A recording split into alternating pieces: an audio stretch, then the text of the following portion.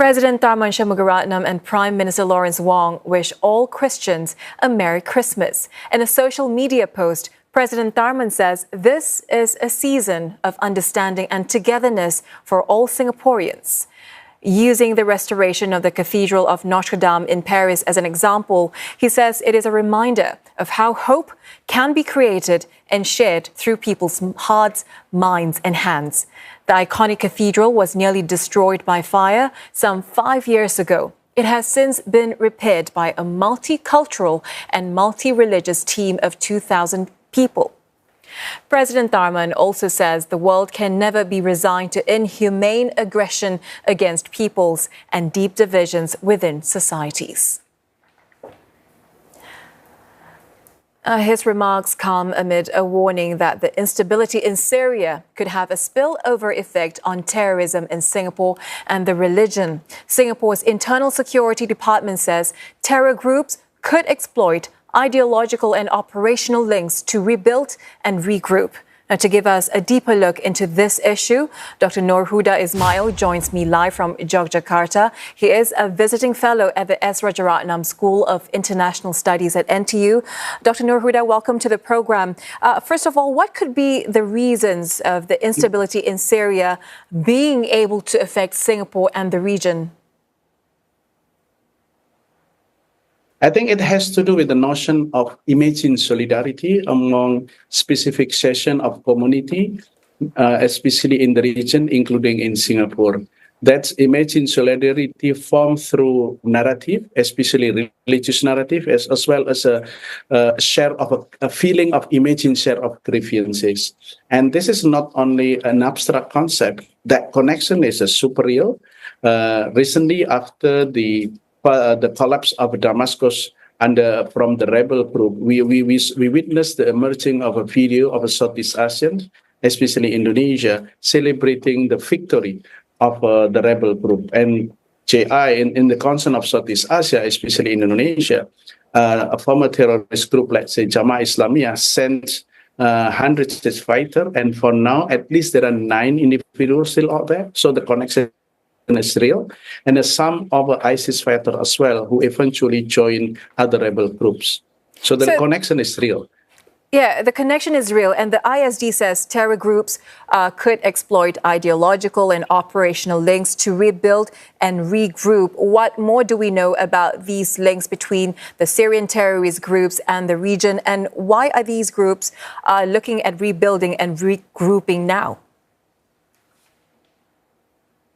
Yeah, I think historically, since 2014, we are witnessing 100 of Southeast Asian travel to Syria, and then some of those individuals are still there, especially women and children, and also some dozen of Southeast Asian fighters. So that connection will be real, especially now with the existing of the social media.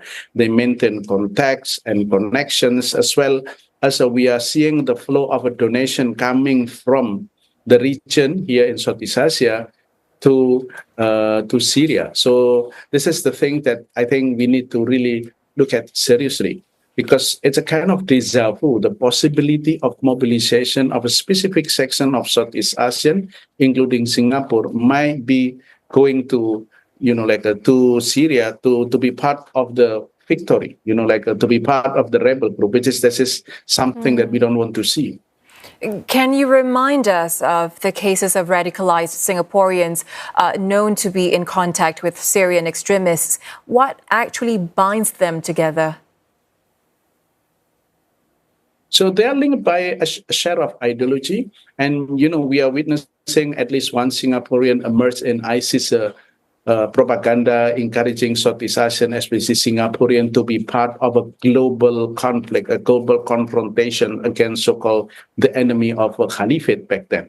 So yeah, and there are individuals in Singapore who are radicalized online because of what is going on, what has been going on in the Middle East. So online radicalization is real. The offline radicalization is also real, because the connection is still out there now. And active. And the security situation, as you said, is said to be fluid. They're very active. How vulnerable is Singapore to the spillover effects from terror groups in Syria and the Middle East? I think in terms of I think government is quite well prepared, especially coming to the security side. But, because of the social media, especially now we are seeing the spread of so-called a prophetic narrative.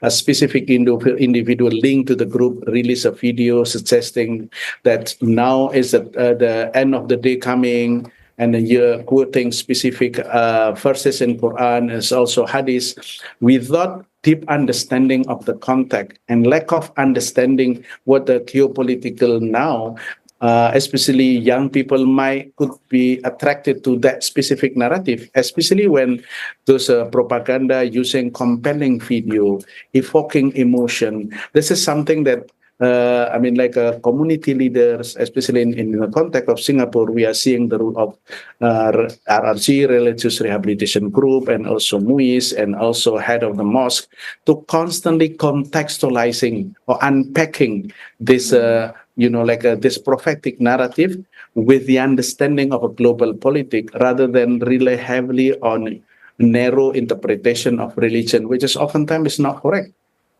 And meanwhile, the ISD has warned of firm actions against those who want to engage in armed violence in the country or abroad. What do you think should be Singapore's approach to manage this threat? Yes, I think it's like working closely with the community will be critical, especially working with the parents. Try to understand this, that, what is happening now in the Middle East is a more political rather than religious issue, because that notion of a shared solidarity or imagined solidarity has to do with the religious narrative. But we are now living in a completely different political context, where every government, every state has their own rule, especially Muslims or individuals who live in Singapore must follow whatever the government, whatever the the leader of Ummah, which is that specific community. We cannot use that old narrative, this prophecy, to justify our decision in support of so-called imagined solidarity here. Dr. Nur Huda, I appreciate your perspectives. Thank you very much. Dr. Nur Huda Ismail there, terrorism expert from the S. Rajaratnam School of International Studies.